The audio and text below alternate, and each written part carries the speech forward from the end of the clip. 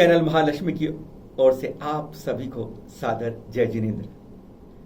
दिन बढ़ते जाते हैं, तपते जाते हैं, चेहरा खिलता रहता है और कहते हैं कि हम कितने हल्के होते जा रहे हैं और हल्के होने का ही धर्म है उत्तम आकिंचन। नौवां धर्म पर्यूषण का। आप सभी को सादर जय जिनेंद्र। पुनः इसके अंदर तप के साथ आपके लिए कहते हैं उत्तम रूप से अरिग रूप से।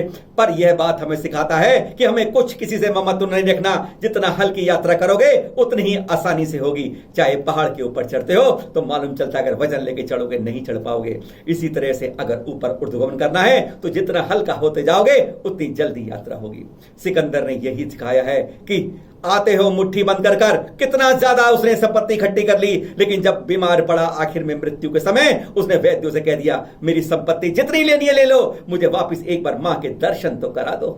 नहीं हो पाया कुछ। उसकी जब कब्र बनी तो उसने कहा मेरे दोनों हाथ खाली हाथ रखना, बाहर निकाल देना, जिससे आने वाली दुनिया समझ सके कि सिकंदर भी कुछ लेकर आया था, यहां पर कुछ लेकर जाना चाहता था, पर हकीकत में जब वह गया तो उसके दोनों ही हाथ खाली थे।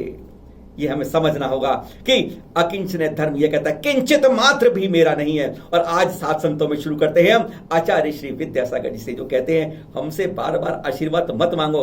आशीर्वाद से तुम्हें मिलना लगता है और तुम फूल के कुप्पा होने लगते हो और फिर तुम्हारी यही मुसीबत तुम्हारे लिए मुसीबत बन जाएगी। मत मांगो आशीर्वाद। वो कहते हैं जो तुम्हारे पास धन है हमारे पास भी धन है और हमारा धन तुम्हारे पास नहीं। क्या कहते हैं आचार्य श्री इशारों में सुनते।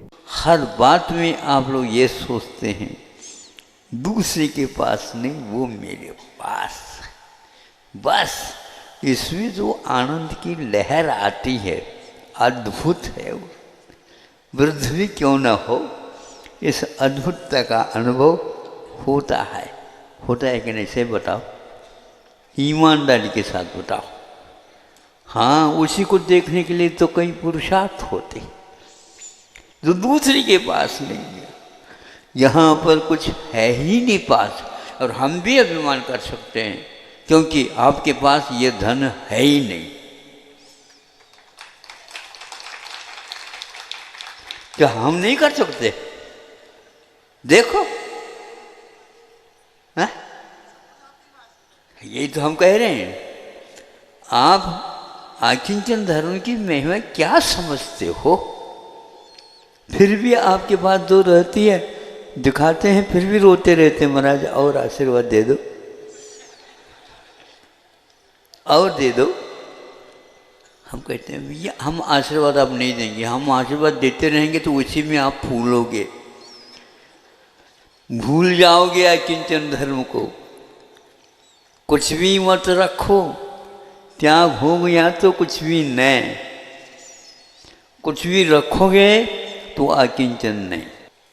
जब तक आप अकिंचन धर्म को प्राप्त नहीं करोगे स्वप्न में भी वह सिद्धोपयोग प्राप्त नहीं होगा। और यह ज्यों का त्यों आचार्य कुंद कुंड के प्रवचन सार आदि के ऊपर लिखी हुई छठी ढाल है। ये ढाल के बराबर है।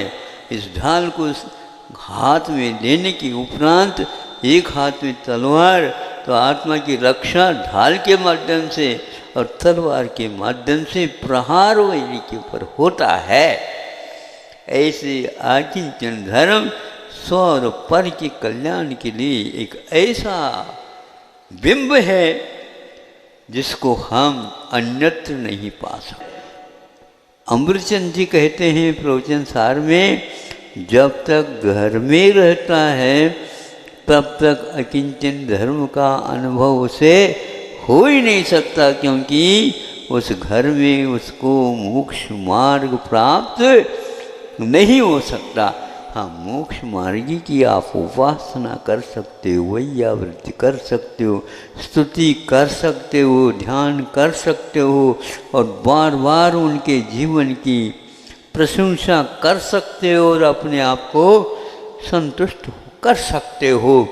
किंतु घर में जब तक आप रहोगे तब तक यह प्राप्त नहीं हो सकता। ऐसे अमृतचंद सूर्य ने कई बार नहीं, कुछ ही थोड़े से प्रकरण में 2-3 बार सर्वतः एव ऐसा शब्द किया। सुन रहे हो? सर्वतः का अर्थ भी एकांत हो गया, एव का अर्थ भी एकांत हो गया।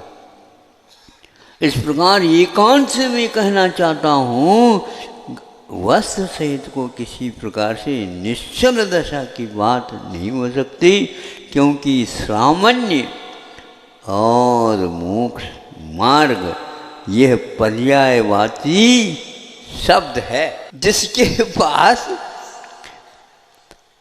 परिग्रह संज्ञा है उसके पास भयभीत रहता है। अपने ही भाई आ जाए, अपने ही पिताजी आ जाए, अपने ही पत्नी आ जाए और अपने ही नाड़ी का फड़कन भी क्या ना आ जाए, भाई ये क्या हो रहा, हलचली क्यों हो रही है, भाई पकड़ तो नहीं रहा। अपनी छाया को भी आप भूल जाते हो और उससे ही भूत समझ करके भगना चाहते हो। कहाँ भगेगी वो, कहाँ पर जाओगे? छाया तो अपने साथ लगेगी। अरे भैया ये क्या पीछे लग गई है, आपने लगा रखी है। इसलिए भगवान का स्वरूप छाया से रहित रहता। पहले गुरुवर से सुन लिया, दादा गुरु सुन लिया, अब गुरु से सुन लीजिए।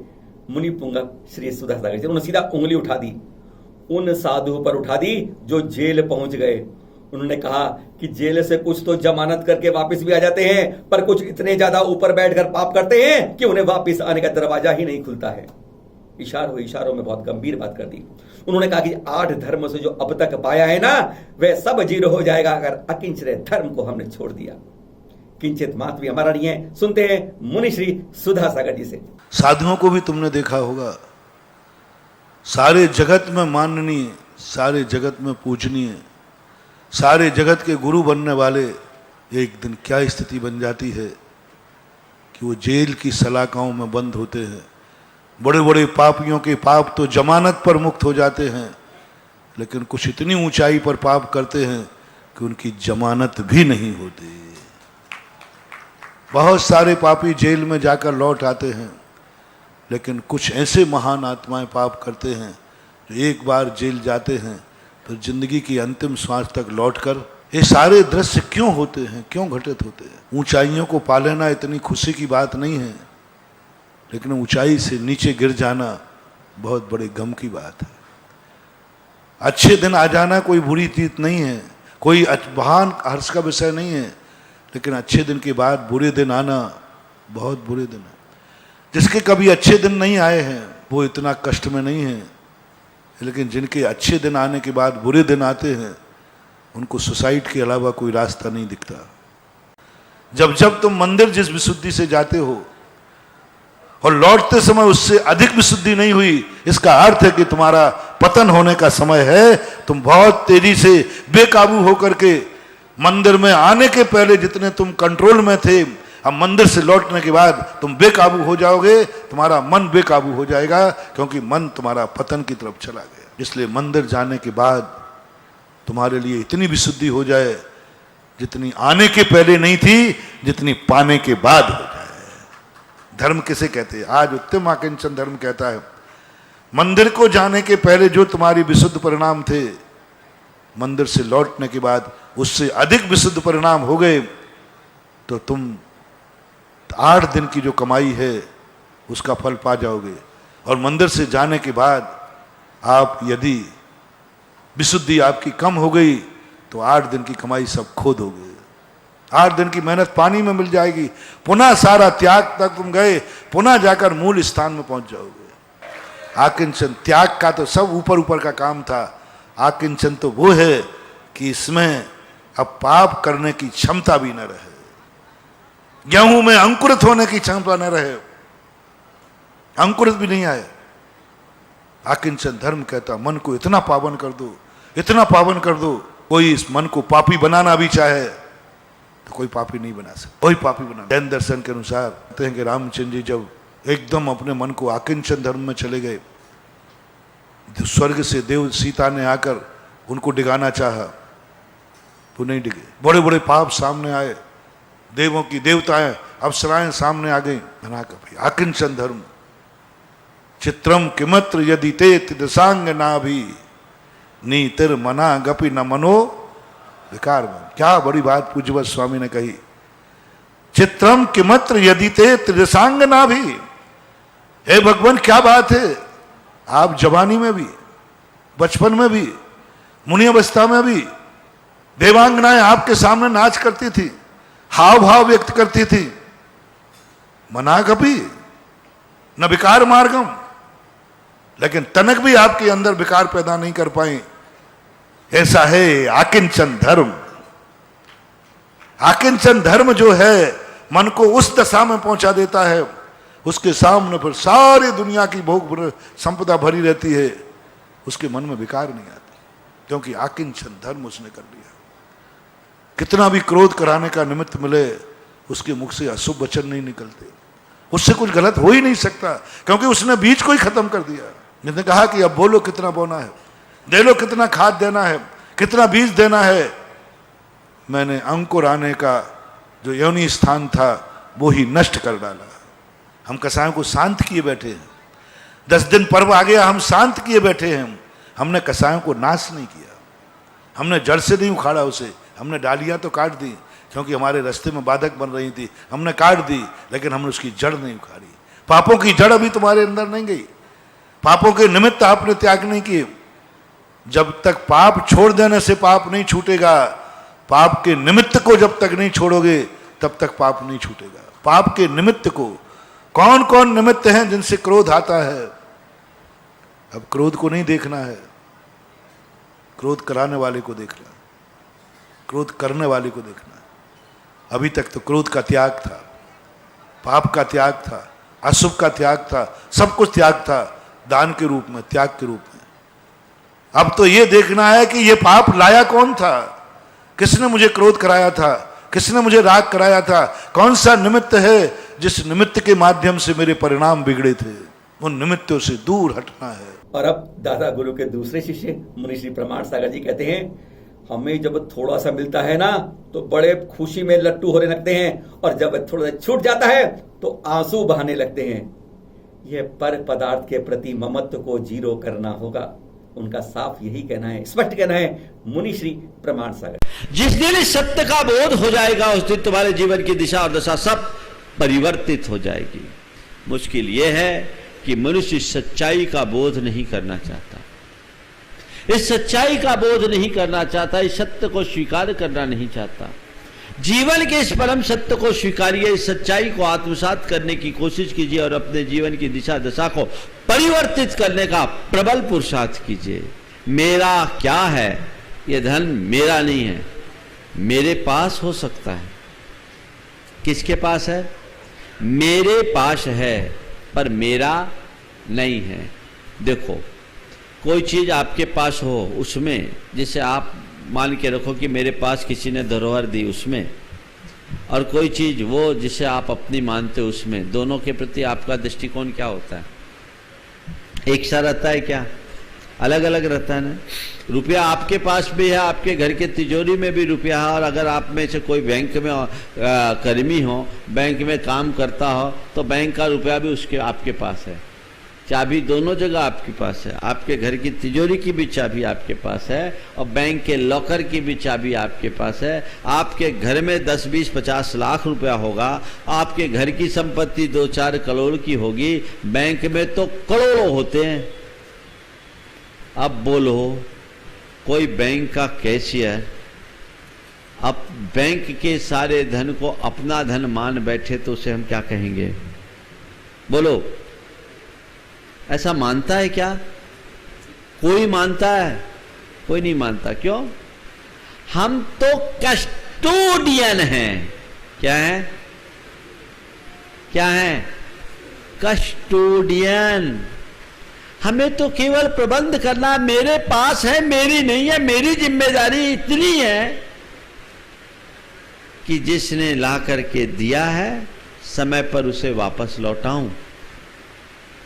कोई जमा करना चाहे तो मैं जमा कर लूं, और कोई वापस लेना चाहे तो वापस कर लूं। मेरे को तो कुछ नहीं करना है, नाम और जमा कर लेना। मैं तो केवल कस्टोडियन हूं, उसको रंच मात्र दुख नहीं होता।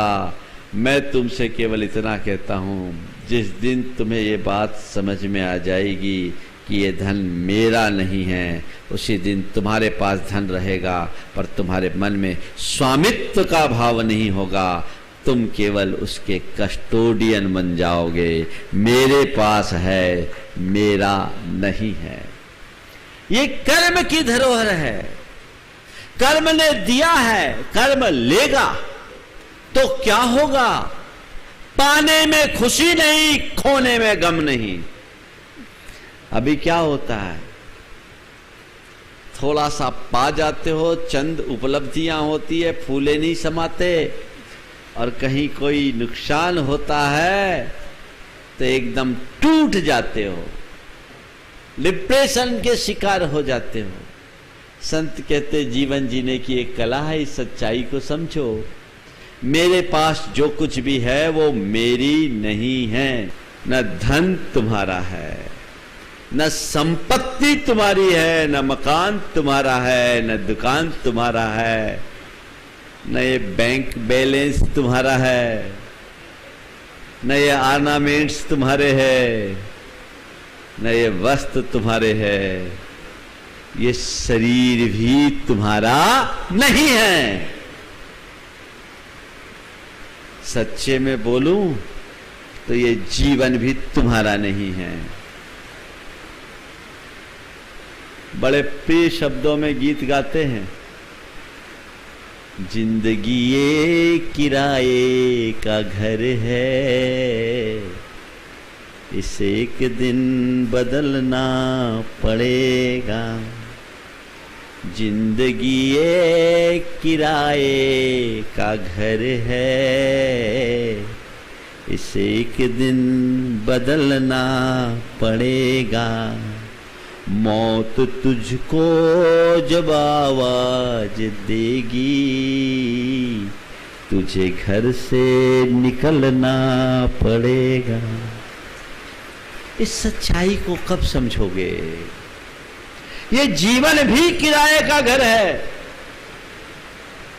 और जिस दिन ये बात तुम्हारे मन मस्तिष्क में बैठ जाएगी, तुम्हारे जीने का तौर तरीका सब बदल जाएगा। भ्रांति तोड़ो, सत्य को पहचानने की कोशिश करो, जीवन को उस दिशा में अग्रसर करने का उद्यम करो, तो जीवन में एक अलग मजा आएगा। तो तेरा मेरा, तेरा तेरा मेरा, इन तीनों से बचने के लिए क्या करो? एक बात अपने हृदय में अंकित कर लो, न तेरा न मेरा, जग चिड़िया रैन बसेरा। ये जीवन की सच्चाई है, किसी का नहीं है। संसार की कोई भी चीज किसी की नहीं है। न तेरा न मेरा, जग चिड़िया रैन बसेरा। बस ये वाक अपने हृदय में अंकित कर लो स्थायी रूप से, सारी जिंदगी खुश रहोगे, कोई दुख नहीं होगा।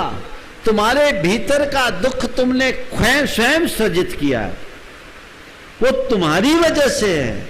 ये मेरा, ये मेरा, ये मेरा, अरे क्या तेरा तेरा तेरा रट रहा है। मेरी मेरी रटते रटते बीत गई उमरिया। आप लोग कहते हैं ना, ये उम्र बीत गई। जो तेरा उसे पहचान, ये तो रहने बसेरा है, सुबह शाम का डेरा। आना है और जाना है, कोई भरोसा नहीं।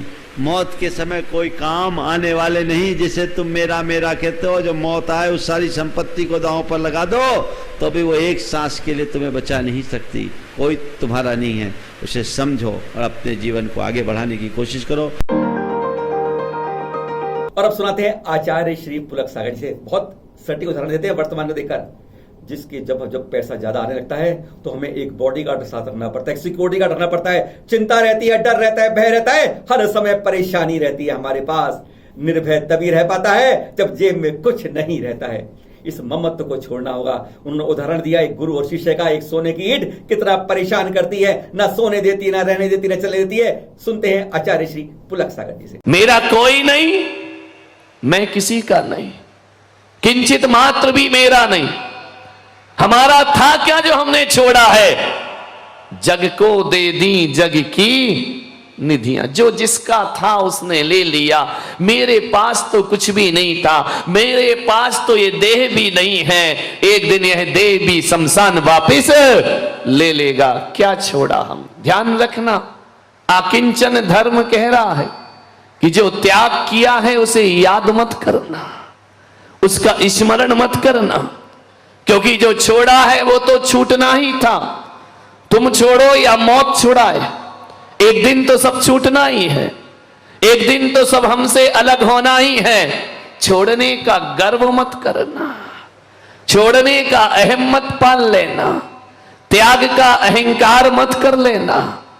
क्या छोड़ दिया?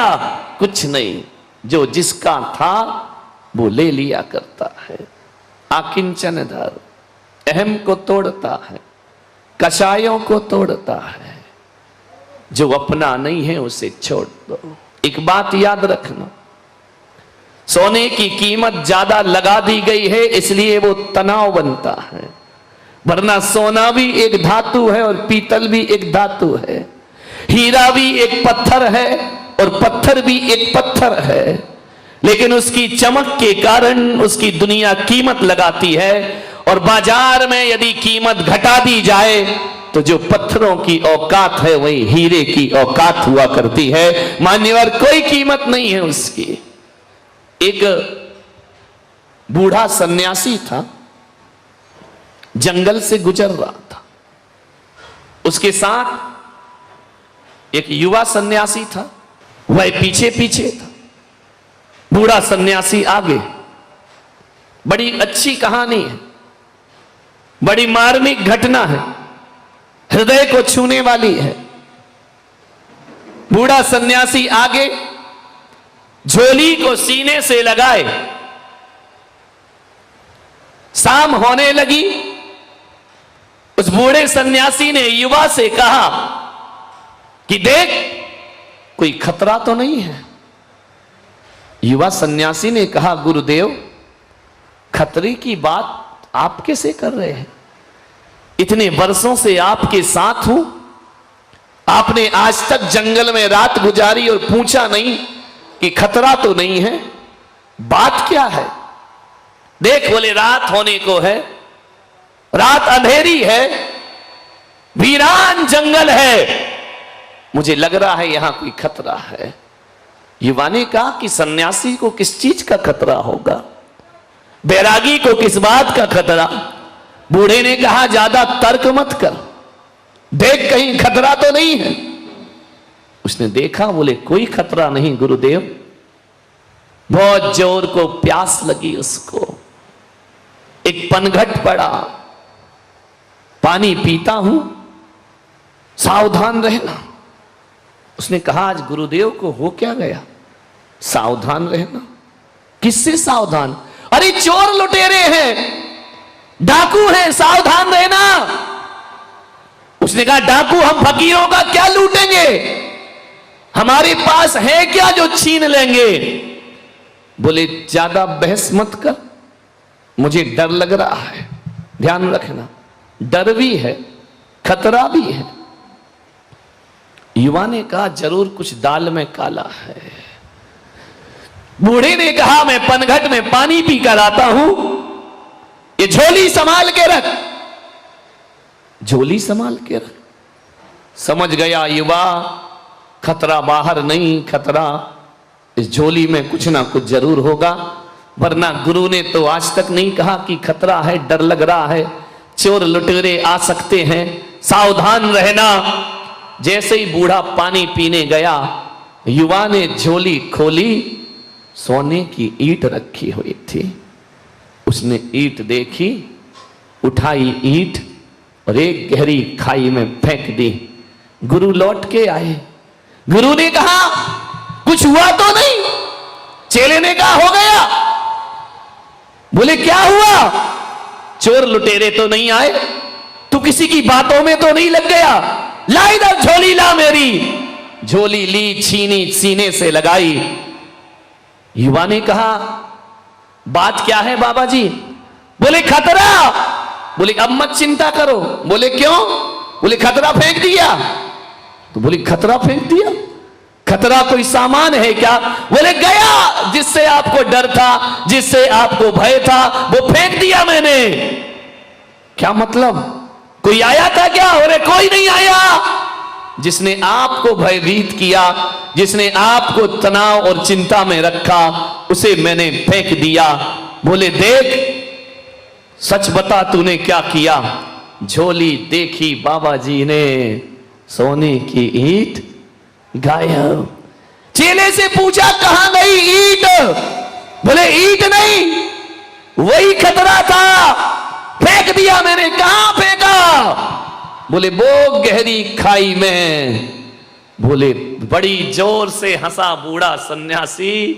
बोले अच्छा किया मेरे भाई, जब से ये खतरा आया था ना रात चैन थी ना दिन चैन थी। अच्छा हुआ तूने खतरा खाई में फेंक दिया। एक बात याद रखना, परिग्रह चिंता दुख ही जानो। सब छोड़ दिया फकीर। बोले बाबा जी अब कहां रुके, रात होने वाली है। बाबा ने कहा अब काहे का डर, तू जहां कहे वहीं रुक जाए, इसी जंगल में रात कट जाएगी।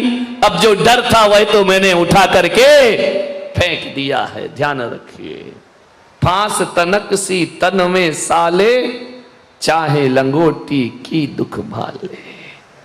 किंचित मात्र भी पर पदार्थ अपने पास रखा कि भय शुरू हो जाया करता है। किस बात का खतरा? जिसकी ईंट उसने ले ली। मान्यवर, निश्चिंत रहना है, तनावों से मुक्त रहना है, कसायों से मुक्त रहना है। अब अकिंचन धर्म को जीवन में स्वीकार करें। कुछ भी मेरा नहीं। इस दुनिया में जो कुछ उपलब्ध हुआ है उसका उपयोग करो, उसे अपना मत मानो। यही आज का धर्म है। करता मत बनो। ये मत कहो कि हमने ये किया, हमने वो किया, हमसे दुनिया चलती है, हम नहीं रहेंगे तो परिवार का क्या होगा, घर का क्या होगा। कुछ नहीं होगा। तुम्हारे जैसे आए और चले गए, कुछ नहीं हुआ। और अब सुनाते हैं आचार्य श्री पुष्पदंत सागर जी से। वो कहते हैं सीधा, ये मेरा है, ये मेरा है, ये मेरा है, ये मेरा, कोई तेरा नहीं, ये मेरा है। सब हम हर चीज को कहते हैं मेरा है, मेरा है, मेरा है। हकीकत में जबकि शरीर भी अपना नहीं है। वो कहते हैं पतन के 3 कारण हैं: अति आकांक्षा, व्यसन और दृष्टि में नीचे गिर जाना, गलत दृष्टि देखना। सुनते हैं आचार्य श्री पुष्पदंत सागर जी से। आकिंचन्य शब्द है, आकिंचन्य। मेरा तनिक भी, थोड़ा भी, जरा भी नहीं है। मैं आकिंचन्य हूं और तुम तो हर चीज को अपनी मान के बैठे हो। आज तक तुमने ऐसा एहसास नहीं किया कि तुम जिस शरीर में रह रहे हो, आत्मा जिसम के साथ रह रही है, तो तुमने ये भी एहसास नहीं किया कि मैं किराए के मकान में हूं। क्यों भाई, बोलो इसमें बैठे। किसी ने एहसास नहीं किया होगा। और शरीर के साथ में है कि नहीं? बिल्कुल है। जन्म से साथ लेके आए हो और आज तक तुम्हें इस बात का भान भी नहीं हुआ, एहसास भी नहीं हुआ कि मैं किराए के मकान में बैठा हुआ हूं। नहीं हुआ ना? नहीं। तो इतना ज्ञान करके तुमने किया क्या? तुमने कैरियर की अंधी दौड़ में, कैरियर को बनाने के चक्कर में तुमने चारित्र बेचा। पतन के 3 कारण हैं जान साहब। पतन के 3 कारण हैं। पहला, अति आकांक्षा। दूसरा, व्यसन। अति आकांक्षा के कारण से सीता का अपहरण हुआ। ये तो मानोगे ना? जी। हुआ ना? जी। ना सीता आकांक्षा करती, ना राम का राग सीता पे होता, ना अपहरण होता। दूसरा व्यसन, जुआ के कारण से 5 पांडवों को महल से निष्कासित करना पड़ा और पत्नी को हारना पड़ा। युधिष्ठिर है ये। और तीसरा है पतन। पतन से अर्थ गिरना नहीं है, आंखों की चंचलता। तुम हर बार जो किसी वस्तु को देख के आंख भरते हो, वो पतन का कारण है। और इधर कहा जा रहा आकिंचन्य। और मैं आप सबसे कह रहा हूं कि आप जिस दुनिया में जी रहे हो, अगर तुम धूल से अपनी आंख को बचाने के लिए तैयार हो, गर्मी से अपने से बचाने के लिए छत्ता लगाने को तैयार हो, पानी से अपने बचाने के लिए रेन कोट पहनने को तैयार हो, कांटों से पाँव को बचाने के लिए तुम जूता पहनने को तैयार हो, तो बुराइयों से अपने को बचाने के लिए तैयार क्यों नहीं, मुझे बता दो। इतना ही विचार नहीं आ रहा कि मैं आकिंचन हूं। हो रहा ना जी। बस इतना ही फर्क है धर्म और संसार में, इतना ही फर्क है टोटल। एक आत्मा की सुरक्षा की बात कर रहा है और एक पदार्थों के पीछे भाग रहा है। और अब सुनाते हैं आचार्य श्री विशुद्ध सागर जी क्या कहते हैं। वो तो कहते हैं जो परिग्रह रूपी कचरा रखा है ना, जब तक इस कचड़े से ममत रखोगे तब तक आप ऊपर नहीं उठ पाओगे। इस कचड़े को छोड़ना पड़ेगा, अहंकार के कचड़े को छोड़ना पड़ेगा। वो उदाहरण देते हैं कपास का। कपास के फूल में सब कुछ बंधा रहता है, कहते हैं रोई रोई के कहते हैं आप। जब कपास का फूल फटता है तो रोई रोई की तरह कहते हैं बुढ़िया, कुछ लोग वो भी कहते हैं। वो आसमान में कैसे उड़ जाती है। अगर इसी तरीके से आकाश में ऊपर ध्वनि करना है तो सब परिग्रह रूपी कचरे को छोड़ना पड़ेगा। सुनते हैं आचार्य श्री विशुद्ध सागर जी। अकिंचन धर्म कह रहा है,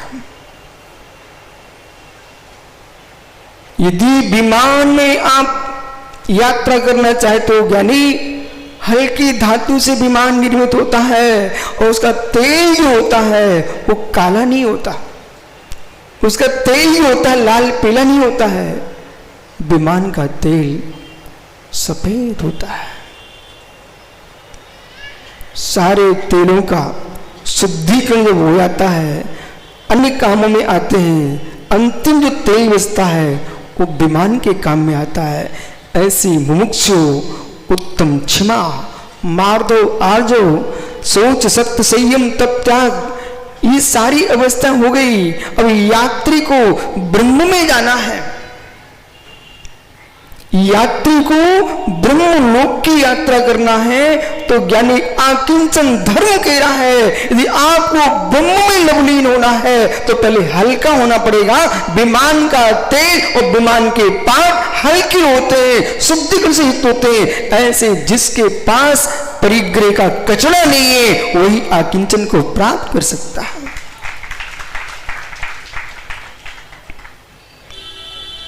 अभी तक ज्ञानी लोग जिसे पुण्य का उदय कहकर के कमा कमा कर रख रहे थे, अभी तक ज्ञानी लोग जिसे पुण्य का उदय कहकर कमा कमा के रख रहे थे और जिस परिग्रह को रख करके प्रसन्न होते थे, वही योगी कह रहा है ये पुण्य का मल, ये पुण्य का कचरा तुमको रोक के रखेगा। मेरे मित्र, स्टोव के अंदर भी कचरा आ जाए तो स्टोव बंद हो जाता है। ऐसे ही द्रुत गति से गमन करने वाली ये भगवान आत्मा के अंदर ममत्व का कचरा आ जाए तो मित्र इस आत्मा का ऊर्ध्व गमन रुक जाता है। जो जो आता है वो वजन देने के लिए ही आता है, जो जो आता है वो वजन देने के लिए आता है। और जिसको बुलाया जाता है वजन रखने के लिए बुलाया जाता है। हे मित्र, पर का आना वजन का आना, पर का आना वजन का आना, भजन का जाना।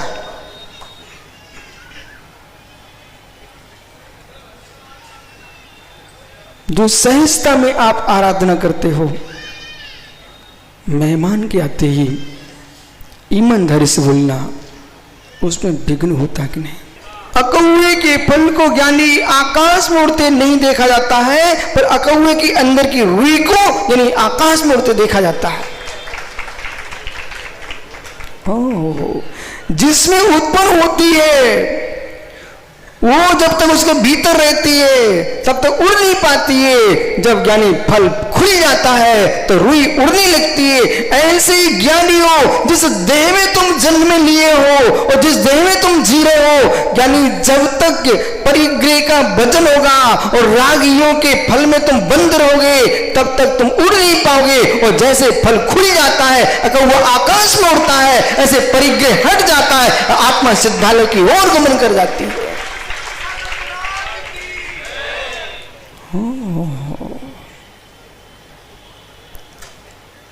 आकाश में जाना है, उड़ना है।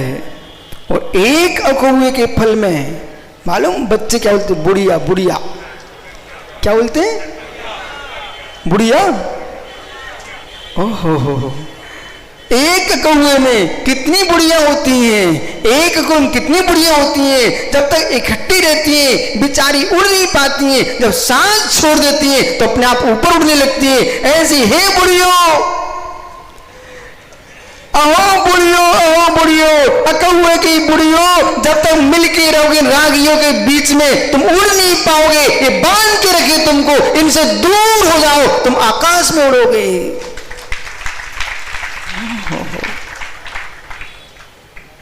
अकौए की बुढ़िया, आग की रुई, अकौआ की रुई को बुढ़िया बोलते हैं।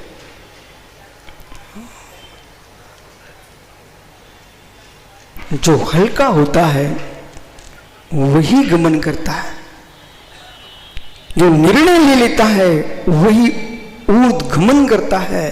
जो निर्णय ले लेता है वही ऊर्ध्वगमन करता है मित्रों, ऊर्ध्वगमन करता है, वही ऊर्ध्वगमन करता है। पत्थर बांध के पतंग नहीं उड़ती है, ऐसे ही विश्व के ऋषि राजो, हे योगीश्वरों, परिग्रह जोड़ करके आकिंचन धर्म नहीं मिलता है। और आकिंचन धर्म की ना ब्रह्म में लीन नहीं हो सकता है, और ब्रह्म में लीन हुए ना शुद्ध परमात्मा नहीं बन सकते हो। जो साधक घर की झुपड़ियां छोड़ करके और बड़े बड़े मठों के में लगा बनाने में लबलीन हो रहे हैं, और मित्र धनपति राग बढ़ चुका है, पैसा पैसा पैसा, उनसे ज्ञानियों को सोचना पड़ेगा। पत्थर बांध के पतंग नहीं उड़ती, और ज्ञानी पत्थर रख करके नाव भी नहीं चलती। काट की नौका से तिरा जाता है, पत्थर की नौका से नहीं तिरा। और अब आज उत्तम आज्ञिंचन धर्म के अंदर 7वें संत के रूप में मुनि श्री क्षमा सागर जी से, वो कहते हैं आकिंचन धर्म क्या है? स्वावलंबन के साथ स्वयं को जीना और दूसरों को सहयोग करना, परोपकार करना, सहायता करना। वास्तव में गृहस्थ के लिए यही आकिंचन धर्म है। सुनते हैं मुनि श्री क्षमा सागर जी। इस संसार में बंधन और मुक्ति का कारण तो एक ही है। जो ममत्व भाव जितना पर पदार्थों के प्रति रखता है वह संसार के बंधन को स्वीकार करता है।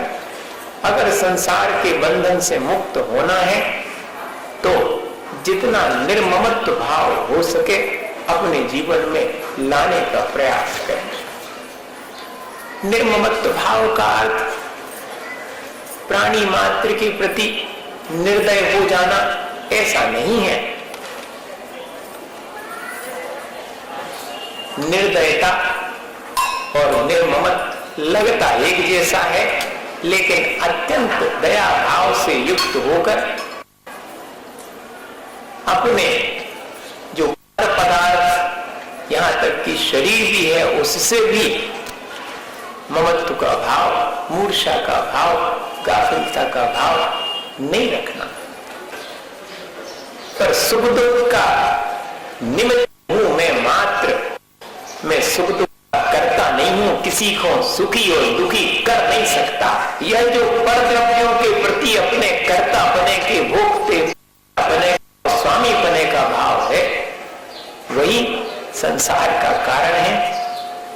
एकाकी होने का मतलब है कि हम कर्ता भाव छोड़ें, भोक्ता भाव और स्वामी बने का भाव छोड़ें और अपना कर्तव्य मान करके अपना जीवन जी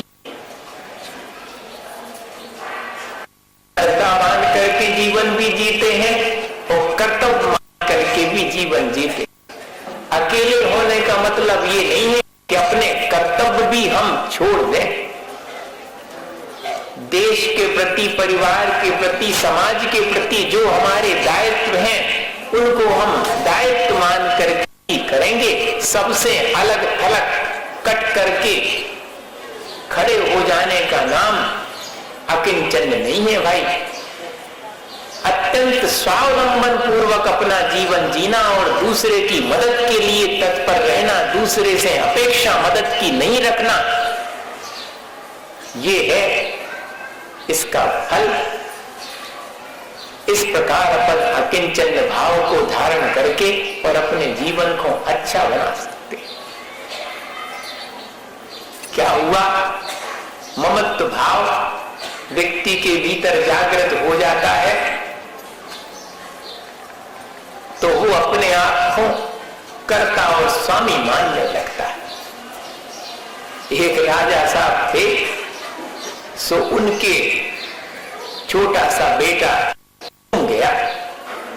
खो गया, नहीं मिला। वर्षों बीत गए। राजा साहब ने एक बार एक युवक को अपने यहां पर काम करने के लिए नौकर रख लिया। सो यह तो नौकर है, ऐसा भाव उसके प्रति रख करके उससे खूब काम करवाने लगे। बहुत अधिक काम लेने की वजह से उस युवक को ज्वर हो गया, बुखार आ गया, बीमार हो गया। बीमारी में राजा साहब का ध्यान जब अपने उस नौकर की तरफ गया, सो हाथ पर बने हुए निशान को देख करके सेठ जी मोहित हो गए। निशान पहचान कि यह निशान तो मेरे बेटे के ही हाथ पर था, हो ना हो यह नौकर मेरा ही बेटा है जिससे मैं काम ले रहा, आज बीमार हूं। अभी तो नौकर जैसा भाव था, सो खूब काम लेते थे, अब उसी के पैर दबा रहे हैं, सेवा कर रहे हैं, लेकिन बचा नहीं सके। ज्वर तीव्र होने से प्राणांत हो गया, आप सिर पटक करके रो रहे हैं। भाई ऐसा ही अपन करते हैं, पर द्रव्यों के प्रति ममत्व भाव रख लेते हैं। अगर नौकर को भी अपना कर्तव्य मान करके और ठीक से उसका जो पोषण करने के लिए योग था वो दिया होता तो काय को ऐसी स्थिति आती। जब ममत्व भाव जागृत हुआ, मेरा पुत्र है सो सब सेवा कर